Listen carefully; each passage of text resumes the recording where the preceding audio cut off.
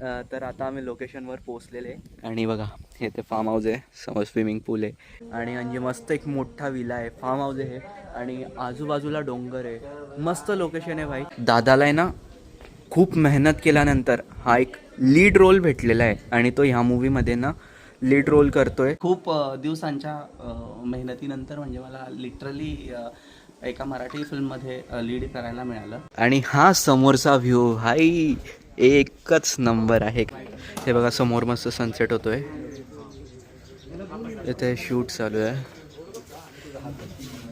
6:45 होतं काय संध्याकाळची आणि सी आता इंडोर शूट आहे. तुम्हाला सकाळी पण दाखवलं होतं ना. हे एका डायरेक्टर आणि ॲक्टरचं प्रेम आहे. हे डायरेक्टर मूवीचे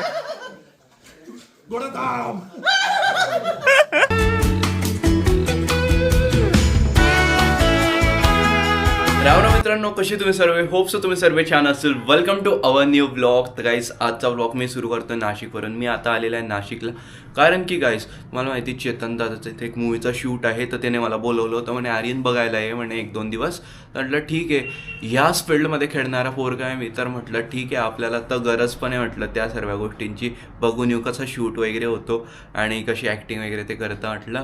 तर आता दुपारचे 1 वाजता आहे, जेवण वगैरे करतो आणि मी निघतो आता दादाच्या बंगल्यावर, म्हणजे ज्या बंगल्यावर ते थांबलेले ना ॲक्टर्स क्रू टीम वगैरे त्यांची, तर तिथे दादाने मला लोकेशन टाकलेली आहे.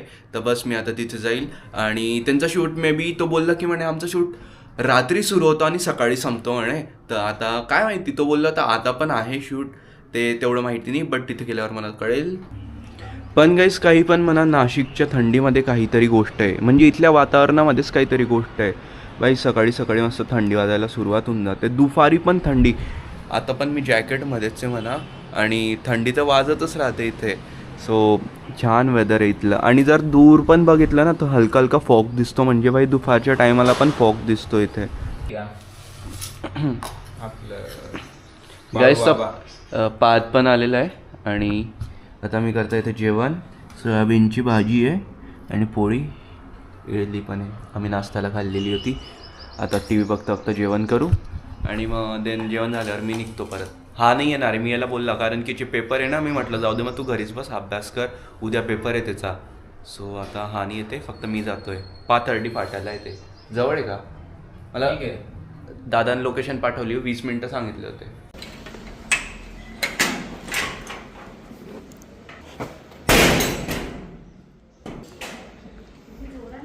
तर गाईस आता मी जेवण वगैरे केलेलं आहे आणि आता मी निघतो जायला लोकेशनला. इकडे जाऊन भेटतो गाईस तुम्हाला पाथर्डी फाटा.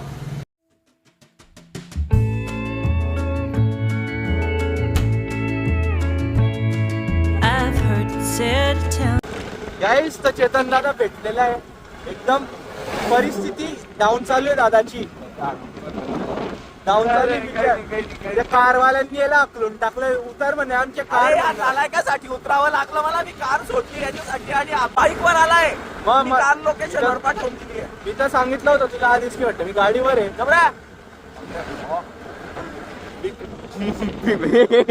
अरे गाईस नाशिकचं वातावरण आणि नाशिकचे डोंगर किती मस्त असतं वाटतं बघायला.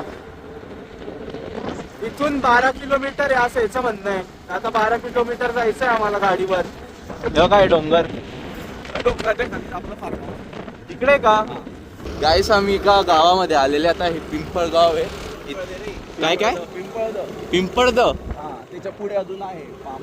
अच्छा, त्याच्या पुढे 6 किलोमीटर नाही, हे असं बघ 5 मिनिटं आहे, 3 किलोमीटर आहे, 5 मिनिटं लागतील अजून आम्हाला पोचायला. आणि तो जो शूट आहे ना तो एका फार्म हाऊसवर आहे, त्यामुळे हे फार्म हाऊस थोडं मध्ये का रे, या गाडीचा काय हाल झालाय रे.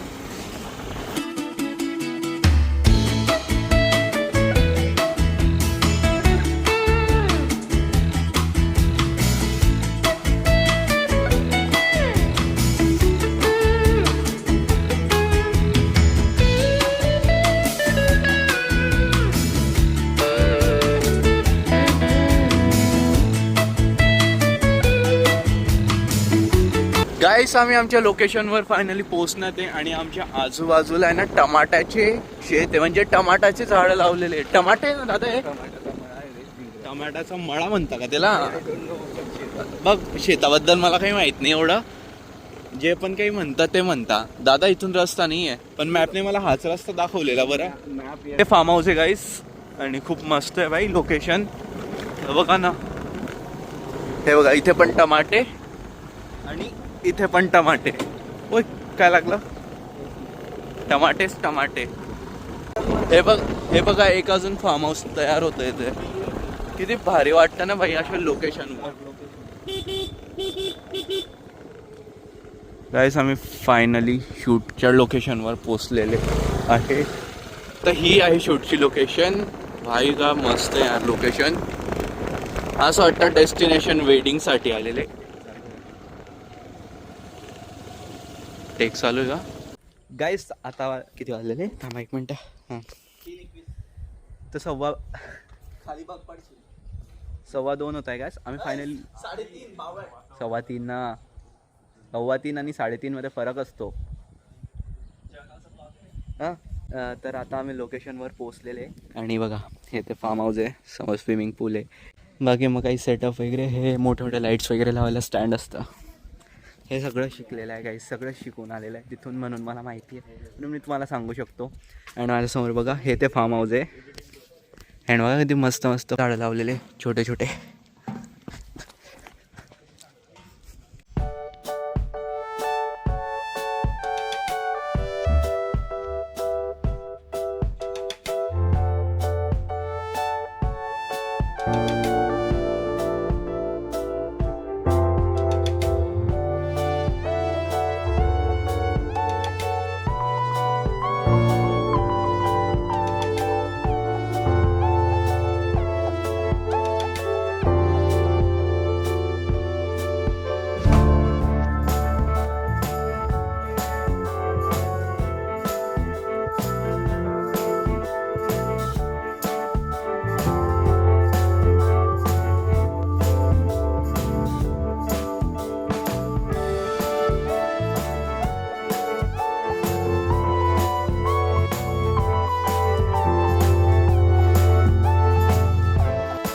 शॉर्ट्समध्ये तुम्ही बघितलं की किती ब्युटिफुल लोकेशन आहे ही.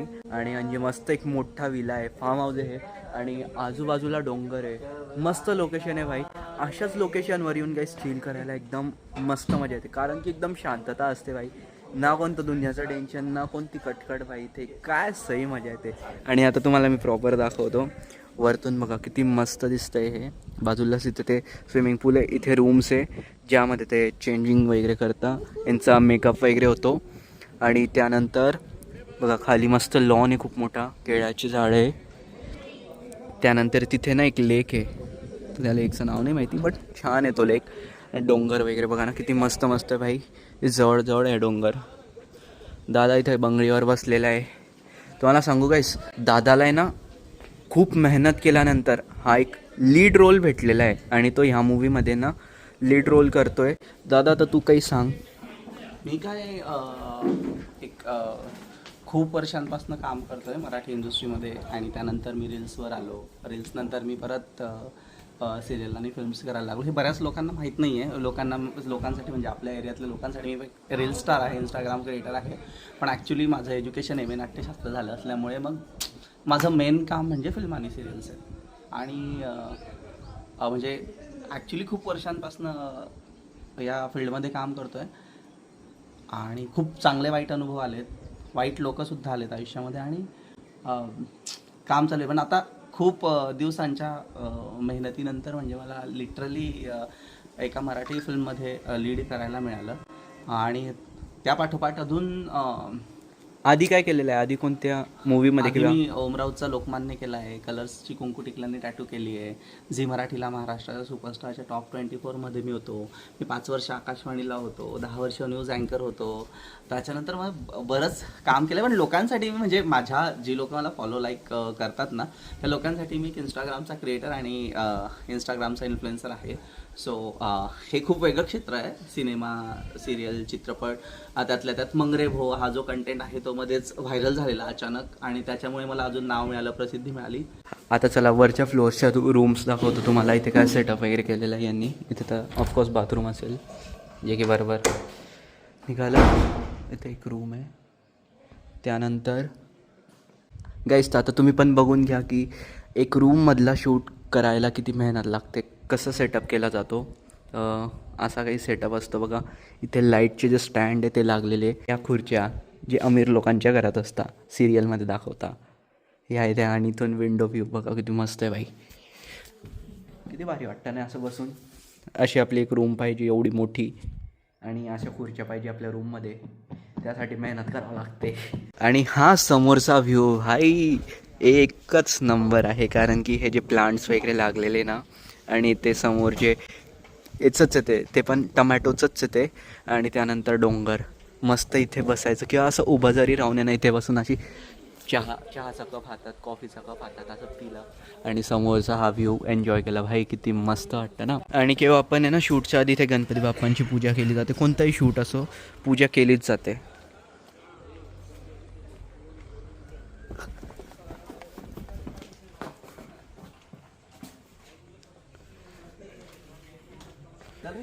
तर दादासोबत जो निगेटिव्ह कॅरेक्टर रोल प्ले करणार आहे तो हा दादा आहे. इथे सगळ्या क्रूसाठी आलेलं आहे जेवण, पण मी तर करून आलेलं आहे वो घरून, मला इच्छा नाही आता जेवायची. हे बघा हा एक लाईट आहे जो यूज होतो. त्यानंतर सगळा सेटअपमध्ये म्हणजे बाहेर पण आहे काही, आणि हा पण एक लाईट आहे बघा. हे बघा गाईस, डाऊन टू अर्थ लोक सगळे खाली बसून जेवत आहे एकदम. हिरो असो का विलन असो तो मूवीचा.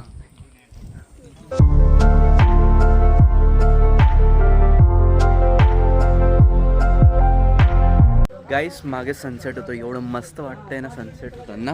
आणि इथे आता एक शूट चालू आहे. हे बघा समोर मस्त सनसेट होतोय, इथे शूट चालू आहे. कोणाचा शूट चालू आहे? त्या दादाचा शूट चालू आहे, विलन येतो त्याचा शूट चालू आहे. इथे मॉनिटर आहे, ते सगळे माईकचं कनेक्शन, इथे लाईट लावलेला आहे हा एक. त्यानंतर तुम्ही कोण आहे? ही पण निगेटिव्ह कॅरेक्टर प्ले करते, ही आणि तो.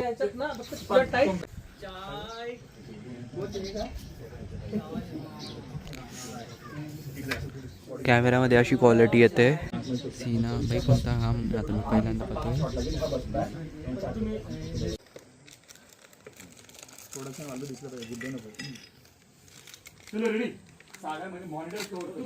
दादा रेडी रेडी. रोल. तुझा थॉट तुटलाय. रोल. ऍक्शन.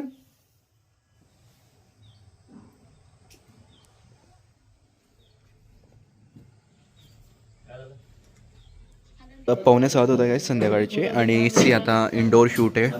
तुम्हाला सकाळी पण दाखवलं होतं ना. तर शूटसाठी खूप सेटअप करावा लागतो, अँड सी लाईट्स वगैरे कसे सेट केले गेलेले. बाई ही खूप मेहनत असते.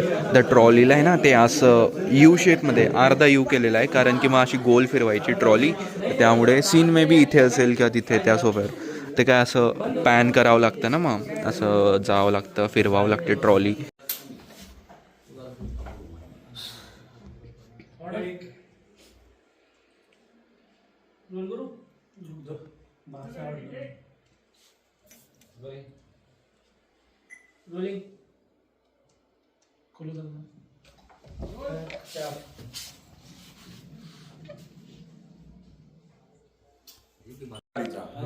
ह्या कॅमेराने शूट होतंय. आता हा ट्रॉली चार दे मला. हे सेकंड वाला, लास्ट वाला हा थर्ड. ट्रॉली चार. आणि असं सीन आहे मागचा. 3 वार के 3. एक डायरेक्टर, चेतन तुकडू. हे एका डायरेक्टर आणि ऍक्टरचं प्रेम आहे. हे डायरेक्टर मूवीचे